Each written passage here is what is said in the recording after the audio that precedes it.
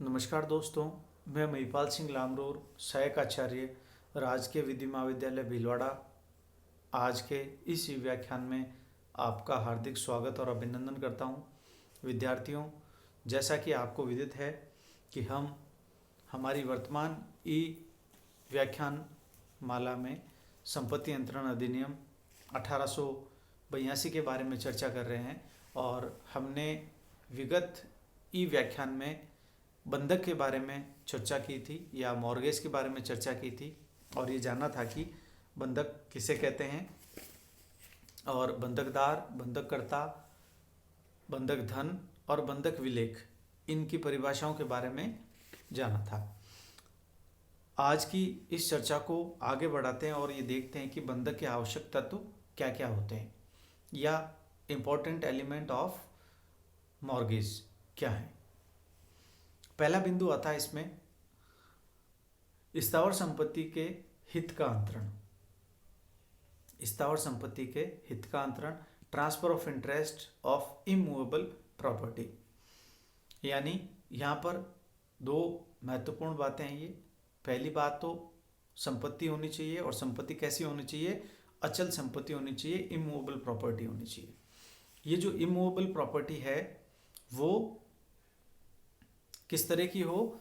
वो ऐसी हो कि इसमें हित का अंतरण हो या ट्रांसफर ऑफ इंटरेस्ट हो। जैसा कि हमने हमारे पिछले व्याख्यानों में ये देखा था कि बंधक और विक्रय में क्या अंतर होता है। तो हमने ये देखा था कि जो बंधक है उसमें तो हित का अंतरण हो रहा है और जो विक्रय है वहाँ स्वामित्व का अंतरण हो रहा है। दोनों में ये बड़ा फर्क है। तो यहाँ देखिएगा, स्थावर संपत्ति के हित का अंतरण, जिसमें जो अंतरण है वो कैसे व्यक्तियों के मध्य होगा? जीवित व्यक्तियों के मध्य, बिटवीन लिविंग पर्सन। यानी जीवित व्यक्ति ही अंतरण की कार्रवाई को अंजाम दे सकते हैं, अन्य दूसरे व्यक्ति नहीं। और अगला बिंदु है कब्जे का अंतरण किया जा सकता है और नहीं भी।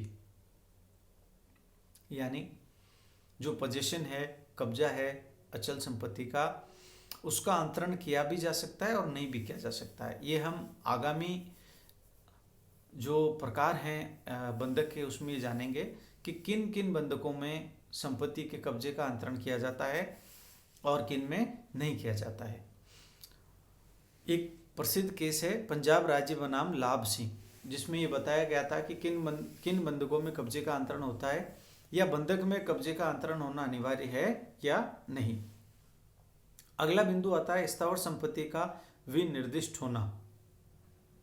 स्थावर संपत्ति का विनिर्दिष्ट होना या immovable property must be specific.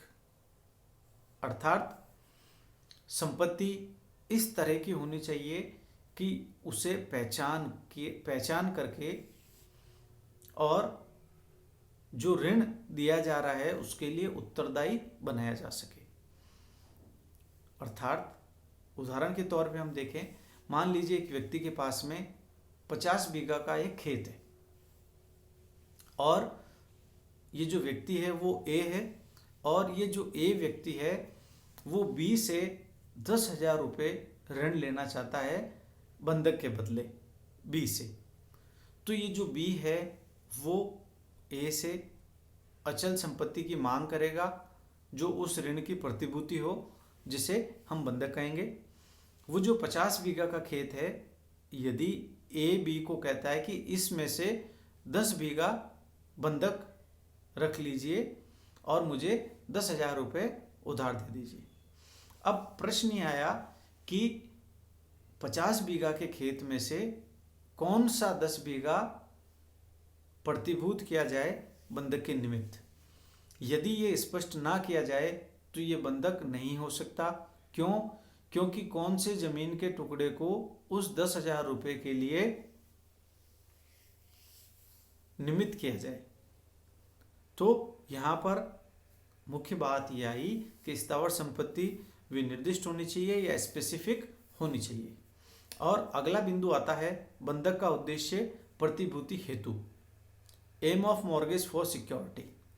यहाँ जो अचल संपत्ति की बात है ये वो संपत्ति यहाँ पर इसलिए महत्वपूर्ण है कि जो ऋण दिया जाएगा या लिया जाएगा उसकी एवज में प्रतिभूति क्या होगी, या गारंटी मान लीजिए या सिक्योरिटी मान लीजिए कि जो ऋण दिया जा रहा है उसकी रिकवरी या उसका पुनर्भुगतान यदि नहीं होता है तो ऋण देने वाले व्यक्ति के पास में क्या विकल्प उपस्थित होगा।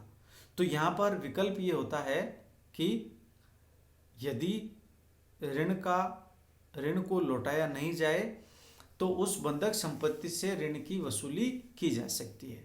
तो ऋण को सिक्योर करने के लिए या सुरक्षित करने के लिए बंधक में प्रतिभूति हेतु अचल संपत्ति को उपयोग में लाया जाता है। तो आज के इस व्याख्यान को यहीं विराम देते हैं और आपसे पुनः अगले व्याख्यान में मिलेंगे। तब तक के लिए नमस्कार।